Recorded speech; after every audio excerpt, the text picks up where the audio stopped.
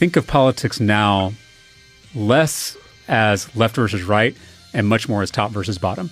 Yeah. Because You're right. I just see how we are all pitted against each other. Mm-hmm. And I mean literally. Sure. These social media platforms, they only get clicks when there's conflict, right? They don't get clicks when we're having a conversation, when we're understanding each other. Right. That doesn't get anybody any profit. Right. And so the Rupert Murdochs of the world, the cable news networks, the social media platforms, the Zuckerbergs and Musks, these platforms are literally tearing us apart. You're onto something. I think what you're saying is absolutely true, though, that it's not us versus them. It's the top versus the bottom. And I don't know if everyone is fully awake to that we're getting played. I don't think people are, and I think you saying it is very important. If we recognize that we have far more in common than the stuff that divides us, then that's a threat to their power.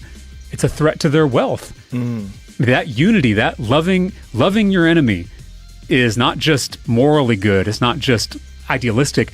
It is good strategic advice.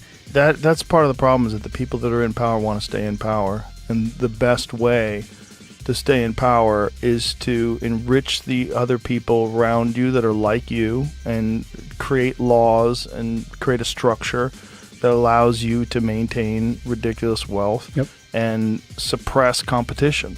And divide everyone to keep them distracted. We have showcased Texas Democrat James Talarico before. Now, and again, this is very personal, given how important my faith is to me, but I'm a Christian, and I think there is no more dangerous form of government than theocracy. Because the only thing worse than a tyrant is a tyrant who thinks they're on a mission from God. We haven't had any good examples of that in the past. No. There's not one that you go, well, that one worked out. Right. And so this is people trying to use my religion to control people. Yeah. That's the name of the game, and we're seeing that here. I mean, I'm an 8th-generation Texan. My family's been here since it was Mexico. I love this state, but I've just seen people like Dunn and Wilkes just take us in this far-right culture war direction at the expense of actual problems we need to solve. One of the bills that didn't pass last legislative session was a bill that would have provided funding for flood mitigation and emergency systems to get the word out when there's a flood. And we literally just saw the consequence of not passing that. He showed so many Joe Rogan fans not only what good policy could look like. Texas is probably the hardest place to vote in the country, just in terms of the paperwork, the requirements, the hoops you got to jump through. How so, though? There's a whole host of things. The fact that we don't have online voter registration in this state, when a lot of other states do. I mean, think of all the things you do online. Voter registration is not one of them.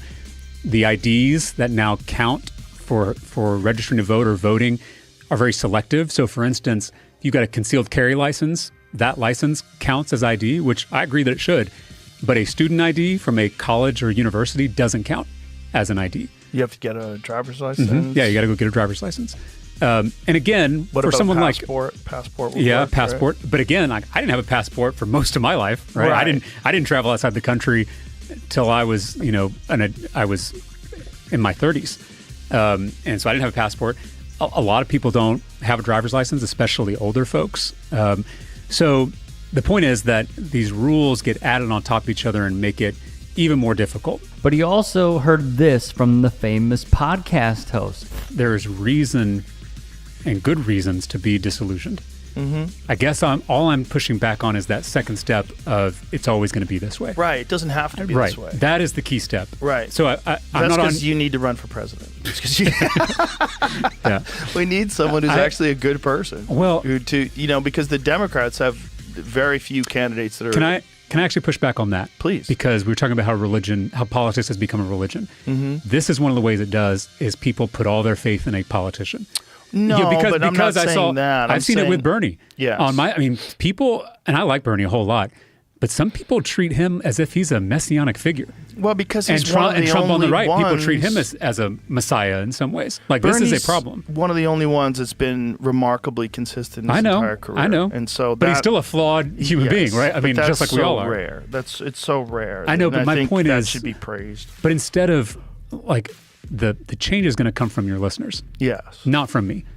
Right, I can be a part of that, but I mean, if there's any hope I can give people, it's that the people in power, including the billionaire mega donors who basically run this whole thing, and I can get more into that if you want. Please do. But they are very afraid of the power that the people have.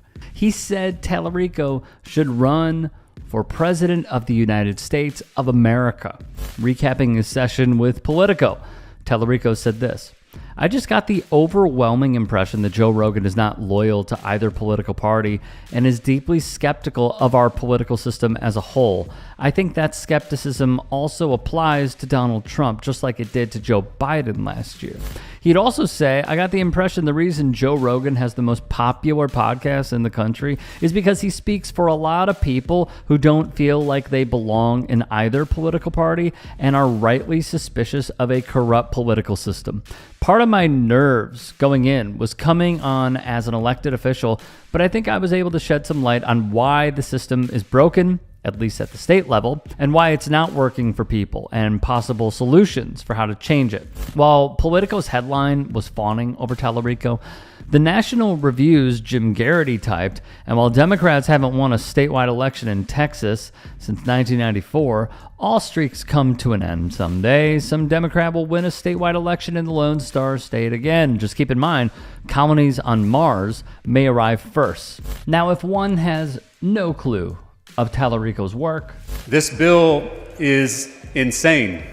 This legislature legalized hemp 6 years ago. But instead of regulating this booming industry in our state, we are now going backwards to the days of prohibition. This bill is not going to stop Texans from smoking weed or eating edibles just because a bunch of politicians in Austin tell them not to. Texans will still use THC, but instead of getting it safely from a local small business, they'll now get it from the black market, from the drug cartels. This ban is a gift to the cartels. We are now telling full-grown adults how to live their lives. This is the nanny state at its worst. This is big government at its worst. I thought the Republican Party believed in limited government and personal responsibility. I thought the Republican Party believed in liberty and freedom. What gives us the right to tell an adult what to do on their own time? We are now about to throw Texans in jail for seeking relief that's safer than alcohol and less addictive than tobacco. Instead of fully funding schools, expanding access to health care, lowering costs of child care, this legislature is focused on banning a product that gives people a little peace. Texans use THC to lessen anxiety. Seniors use it to manage chronic pain. Our veterans use it to treat PTSD. With this ban, we are now making people's lives harder. he stands up for marijuana legalization. You claimed, quote, schools have been provided litter boxes for students identifying as animals, end quote, when you introduced this bill. Is that correct? When did I do that? That's a direct quote from your press release announcing the bill. Provided litter boxes? Do you recognize that as being one of your quotes? I'll take you for your word. Okay. Can you name a school where it has been confirmed that students are using litter boxes? Well, what we do with this bill is we prevent that from happening, but what we don't take out, and I know we've talked about some active shooter situations, and there's been talk that this bill will ban the litter box for active school situations, and they're called the go buckets. Okay, and so I just want to ask the question again. Mm-hmm. Can you name a school where it has been confirmed that students are using litter boxes? This was at the top of your press release. This was mentioned when you introduced this bill, created quite a stir among public school educators across the state. And so I'm asking, can you name a school where it's been confirmed that there are litter boxes being provided to students?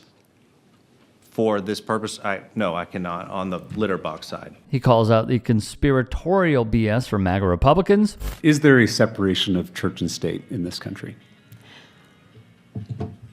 That's an interesting question that has been debated a great deal. Do you think that our our I forefathers. want to give you a chance to talk, but I also just want to make sure that I'm getting an answer to my question. Is there a separation of church and state? in this country? Did those that first Congress, that earliest Congress, when they authorized the production of a complete King James Bible, was that a separation of church and state? I'm just asking I you know. a simple question. I think that I think I've answered it. Do you know who coined the term separation of I church do. and state? Who is that? I believe it was Jefferson. Thomas Jefferson. Yes. Yeah. Thomas Jefferson in that letter was referring to the First Amendment of the Constitution, the Establishment Clause and the Free Exercise Clause, which clearly create a separation of church and state. I have some scholars here that can better answer your specific questions, and I am not that person. Okay. We established that our founding fathers wanted a separation of church and state. But, I did not establish that. I absolutely did not establish historical that. fact established I that. disagree But with that. do you think the Constitution is foundational to our country? I do. Why doesn't your bill mandate that the Constitution be posted in every Well, classroom? if you want to carry that bill, you can. I'm carrying the bill that I chose to carry. Yeah, and I'm not interested in micromanaging what posters are put up in classrooms, which is why I would never carry a bill like this. And he also calls out the inadequacies of religious fundamentalists in our government. In closing, I agree with most of what he said in the Politico interview. What I think gets me is so many people just bend over backwards because they are so desperate for some sort of Dem to win in Texas, to represent the state in DC. And what isn't talked about enough is sort of what Talarico discussed on Joe Rogan's platform. It is the sheer clear-cut corruption in order for one party to benefit and the other party to be left powerless. On top of that, an important point that he made was when Rogan made the comment of, we really need you to run for president, he wanted to be abundantly clear. It's not about me, it's about the people. We shouldn't put all of our trust in a politician. Bernie Sanders is flawed, clearly. Every single politician is flawed. But it should be dictated by the people. It should not be dictated by a politician, which I thought was selfless, honestly. Confidently selfless. He's put up a lot of good stuff. I appreciate his advocacy. I appreciate what he's done in Texas. I know it's very difficult to do. He represents a sliver of Austin, I believe. So kudos to him for going into Rogan's podcast with an open discussion, clearly. Because he said he wasn't even prepared with a lot of the things that they were going to talk about. So I commend him for it, and I think he did a really good job. Hey, I appreciate you watching. Now, if you can, please do become a channel member by going to youtube.com/TYTsports and clicking the join button. If that's too much for you, you can just go to tyt.com/join to become a member. It helps all of us out here at the Young Turks and keeps our network afloat. In addition, you could follow me on my socials on Twitter, Instagram, and TikTok. Appreciate the love. Have a great day.